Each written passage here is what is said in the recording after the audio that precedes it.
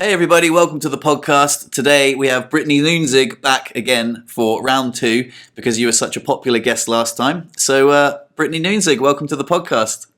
Where the hell have you been? We did a podcast and we put it on YouTube and then you kind of just disappeared other than one video, which I definitely watched and I loved, about your parents and how you spent time with them. But other than that one video, you haven't been on YouTube much. So where the hell have you been? That's a really good question. I'm glad you asked. Well, I think there was a lot of things at play. After the podcast with you, I got a lot of new subscribers, and then I thought that there was a lot of pressure on me to you said you were bigging up my channel. I'm like, oh, you're one of my favorite YouTubers, and then I just thought, oh my God, what sort of content am I going to put out? And then, I think there was something like that was, that sort of performance anxiety or perfectionism. I didn't. But then also it's silly because I have a whole channel of YouTube videos which you could see it's probably along the lines of these ones. So yeah, that was a bit silly. But also there was something I hadn't really planned on speaking about, but since the last podcast, or sort of maybe around about that time, I had ended a relationship with someone, and that was quite painful for me, and I've always been brutally honest on my channel, and I kind of really wanted to talk about it, but I actually felt not embarrassed to talk about it, but I genuinely think that sometimes why am I just oversharing for the sake of oversharing, or am I oversharing on the internet for no reason?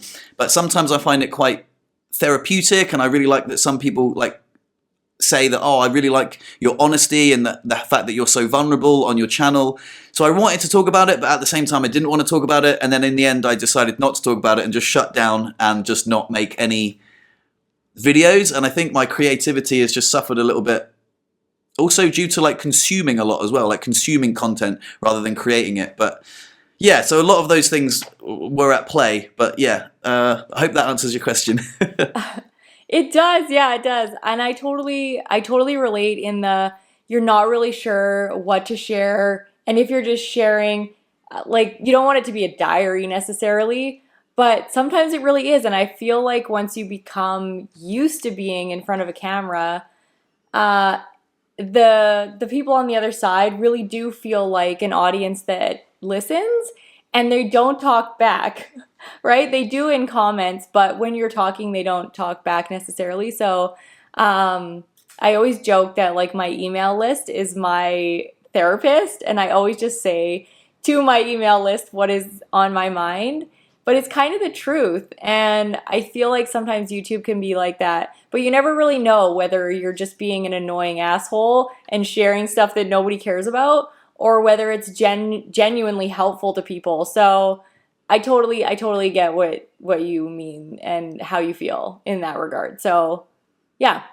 Yeah, I think a lot of the videos where I've just been just talking to the camera, open and honestly about where I am in life, they're the most popular videos. And I've got YouTubers that I watch, and they're my favorite videos of theirs when they just I'm not gonna make a big show and dance on the video. I'm just gonna talk to the camera and accidentally sort of just spill out some vulnerable things, and that's so relatable, and I love that. And I commented one of my favorite YouTubers, he's called Struthless, and he did a video recently about sort of some journal prompts that he did the journal prompts as he was filming the video, and he was like, oh yeah, maybe that's why I haven't made any videos in the last 6 months and stuff like that. And he was going through it in real time, and it was brutally honest and vulnerable, and I was like, oh, that's so good. And I comment, this is one of your best videos that you've ever made. And I get those comments when I do the same thing, sort of go through my thought process therapeutically to the camera.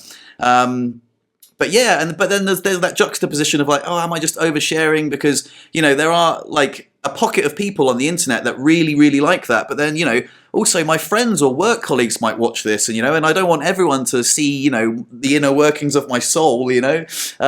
So yeah, maybe you can relate to that. Yeah, I honestly love those talking head videos where people are just sitting there talking to the camera. There's a couple YouTubers that I follow that my favorite ones are just where they're talking about what they're struggling with or what they're happy about. And I think one of the things that I struggle so much with as a YouTuber is people like Mr. Beast or, that have the video editing that's crazy and like they're so fast moving that I'm just like, can I ever really keep up with that? So finding your own like voice and tone and the things that your audience likes is sometimes a little bit of a struggle, but I'm finding that I tend to make the content I want to see. And I don't know if that's like a good thing, but I do like content like that, which is probably why I like you so much as a YouTuber and why I relate to you so much as a person in general. Because I think we have similar things that go on in our brains and, we tend to be positive people, but we still have all that crap that's going on that we have to deal with behind the scenes, right? And you don't want to not share that stuff with your audience because it's real. So yeah, I don't know. It's a hard balance to strike, I think sometimes, but I find myself now worrying less about what I should make and just making what I want to make and caring less about whether people watch it. Because at the end of the day, if I want to stay creative, then I have to do the things that make me feel creative and not the things that I think are creative. Do you know what I mean? Yeah, I do. Yeah. And sometimes I feel there's another weird sort of juxtaposition of like, oh my God, what if like loads of people see this? And then like, there's also, well, I don't want no one to watch it, like how honest do you want to be? It's really interesting. But on that note, I actually remembered that I found a video on my phone.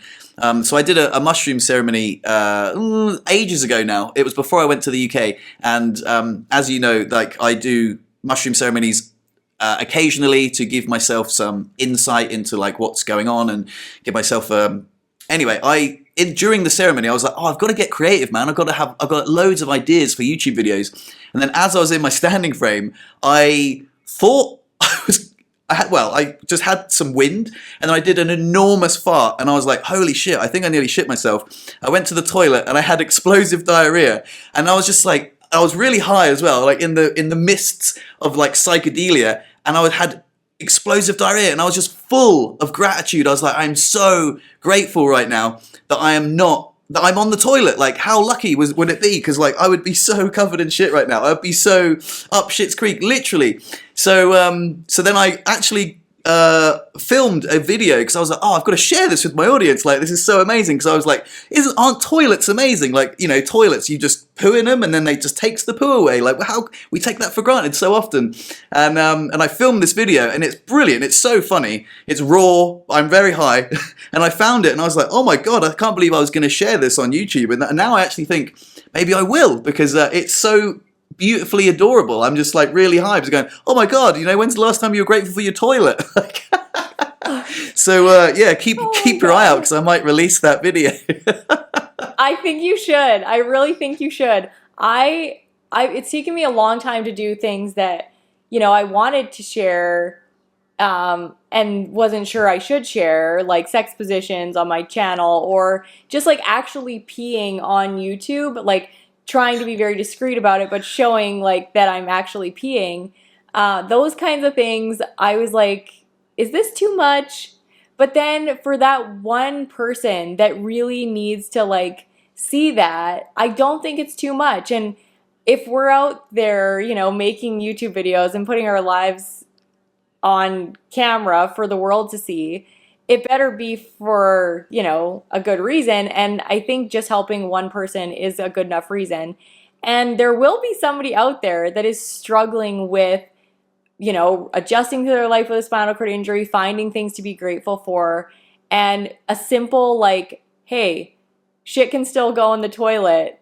One of those like things is still really something to be grateful for if that's the only thing you can find in your whole day, right? Like you might have something that, is really bugging you and you don't feel happy and all those things. And if that's the one thing that you can find to be grateful for, or even just that you made them laugh, like, I think that's like, that isn't enough of or celebrated enough, I guess, as content creation, like goals, is that just making people laugh, because that really is important. And in your videos, generally, I'm at one point laughing and at one point crying. And hey, you can't really get much better than that. Well, thank you. That's a really kind compliment. But yeah, and you'll definitely laugh at this video. I was howling with laughter. I was like, oh my God. I showed my friend and I was like, shall I put this on YouTube? And she was like, if you want. I mean, it's really funny. You'll definitely get a lot of people watching it and you'll definitely get a lot of people laughing. I remember in the video, I'm like, oh, sorry, Mum. I even said sorry, Mum, because I'm like really high and I'm looking at the camera like, whoa. But obviously you can't see what I was seeing at the time. I'm just like, woo. That's so funny. I think it's hilarious that you call it a mushroom ceremony. Yeah, I think the difference between a recreational mushroom trip and a ceremony is that I do it intentionally. So I write down in my journal. I've documented it on my channel, but like I'll just go through it quickly. But like if I'm struggling, also a disclaimer, psychedelics are quite serious, especially if you have a spinal cord injury. So I would never recommend anyone do it, but it's something that's very much helped me immensely in the past. They brought me back from the brink of suicide when I was very, very depressed in my early stages of my injury. I remember like the sun shining through the window and I could feel the sun on my face and then like the release of endorphins. And I was like, that's worth living for, just so I could feel the sun on my face. And it was brilliant. And I was like, okay, I'm definitely not going to kill myself. So, psychedelics saved my life. I've documented it quite thoroughly, but yeah. So what I do is I use it intentionally. So if I'm going through a tough time, or if I just need some inspiration, I'll just journal, write down in my journal like what I'm struggling with, and then I'll ingest the mushrooms usually through a tea, and then I'll get inspired. I'll write down lots of things, and I'll usually come out the other side bursting with creativity and also just feeling like I'm looking at life through the lens of love once again. And it's really, really powerful, very therapeutic for me. And I do it periodically, like every time I sort of feel like I need to, sort of refresh and, wash the stress of life off. That is really interesting. I don't think I've watched any videos of you documenting this. So I'm going to go back and watch them because that is really interesting. But I am a huge fan. I've never done psychedelics or anything like that, but sort of in that like warming up phase to it, just because there's a lot of hidden traumas, I think, that are in there somewhere that create physiological reactions in my body. And because I'm generally positive, and I think a lot of the things are subconscious and not actually like in the forefront of my mind, so I can't heal them necessarily. So I'm sort of warming up to the idea of like therapy using psychedelics, just because they do change your perceptions of things. And I've read a lot and watched a lot and seen a lot of people that it's definitely helped. The only thing I'm afraid of is shitting my pants and having horrible spasticity, because I've talked to a lot of people that are paralyzed and their spasms go bonkers on mushrooms. So you can tell me about your experience with that. Yeah, well, I will. So I definitely the funny anecdote I said, when I had explosive diarrhea, I don't know if that was anything to do with the mushrooms, but that was definitely a unique experience for me. That's not a common experience. That was just something I was suffering at the time, like every sort of, I don't know. Yeah, I just had some bowel issues for some reason around about that time, but I've done it many more times without any bowel issues, as long as, you're sensible, empty your bowel beforehand, etc. But yeah, the side effects. So yeah, my spasticity does increase, but it's not anything like what I've seen reported. Like, for example, oh my God, my spasms went mad, it ruined my trip. And that's why I never recommend it for people with spinal cord injuries. I'm like, at your own risk, do your research 100%. You have to like make sure there's no not contamination. What's the word? If it interferes with any of the medications you're currently taking, for example, antidepressants, that's a big no-no. But for me, it works amazingly, and I do have a spinal cord injury, albeit like a fairly low one at like the T12 level. It does increase my spasms, but like I say, I'm not going to a rave or like a party. I'm just sitting on my couch, looking at my journal or like listening to music. And if my spasms do get a bit stiff, It's fine. You know, I'm just comfortable on the couch. I can stretch. I can wrestle with my legs a little bit, and the benefits far outweigh the temporary discomfort of my increased spasticity. How long does it last for you? Just in terms of about 6 hours. Oh, that's a long time. It is. Yeah. Well, if you're having a fun time, it's great. But if you're not having a great time, then yeah, it can be a long time. But I think the way to the way to diminish the chances of it going wrong or having a bad time, because you don't want to be completely honest, there is a chance you can have like what's called a bad trip or a more challenging time. Is there's three things. There's setting, and dosage. So set will be your mindset. So for example, writing in your journal and like knowing that you're going to go into this like you knowing what to expect, that's a really good one. And not like, oh, I'm a bit depressed, I think I'm going to take some mushrooms, or like doing it so you got to have the right mindset. Setting is like your physical environment. You want to feel safe. You want to feel comfortable, like no one's going to like come bursting in and being like, whoa, how you doing? What are you doing here? So like I do it in my home, where I'm safe. And then dosage. So don't take too much. So if you start small, if you have all of those things lined up, so setting, and dosage, you're far more likely to have a very good time, or like just a lovely time, and you can sort of listen to music, get carried away, and it's been used so much in therapeutic sessions for people who are suffering from what's the word I'm looking for? An illness that's going to take your life. What's the word I'm thinking of? Terminal. A terminal illness. Thank you. Yeah. So people who are terminally diagnosed with a terminal illness and they're coming close to death, psilocybin mushrooms can really help them come to terms with like, like I had a good life, I'm ready to move on, and stuff like that. I've spoken about it on the podcast before, but yeah, it's quite common now, especially in North America where you live. There's a lot of places doing studies with psilocybin mushrooms. So it is huge, actually. And I was looking into like the actual like studies where you're followed by a therapist and all that stuff. They're like $5,000. I'm like, yep, nope. We will study on our own. But yeah, no, I fully believe in the therapeutic properties of mushrooms, just mushrooms in general, like fungi, like all of the things, the medicinal properties and the health benefits.